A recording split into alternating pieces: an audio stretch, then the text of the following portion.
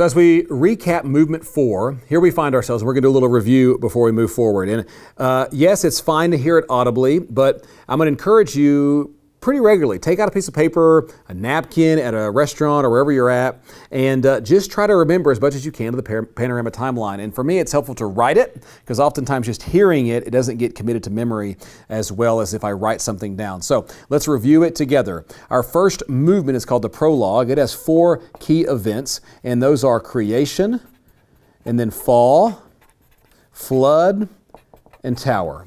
That's the prologue. Then 4 people of the patriarch movement, which is number 2, Abraham, Isaac, Jacob, and Joseph. That's movement number 2, the patriarchs. Then we have a double movement, which is redemption and wandering. And it begins now in a place of bondage. No longer are we in the freedom of Joseph and his leadership. We now find a Pharaoh in Egypt who has been raised up that doesn't know Joseph anymore. And now we have the people of Israel in slavery.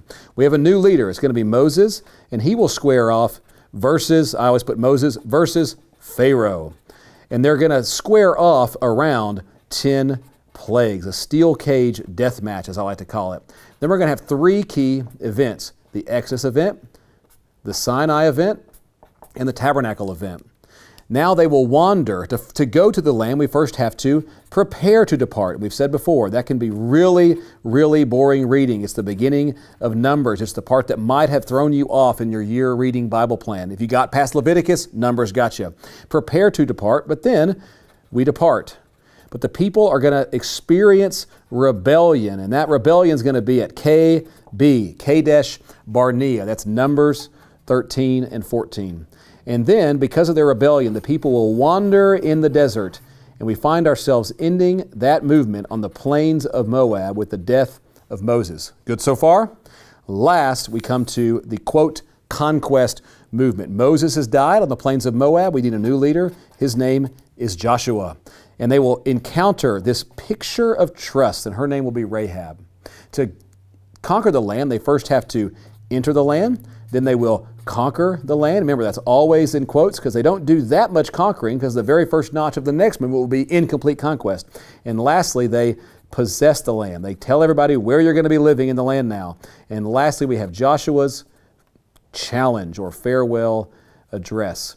This is where we're at in our Panorama timeline. And let me encourage you. There's a lot of people in Northwest Arkansas who can say creation, fall, flood, tower. A lot of people at Fellowship. And maybe even Abraham, Isaac, Jacob, Joseph. We want you to commit to memory this timeline.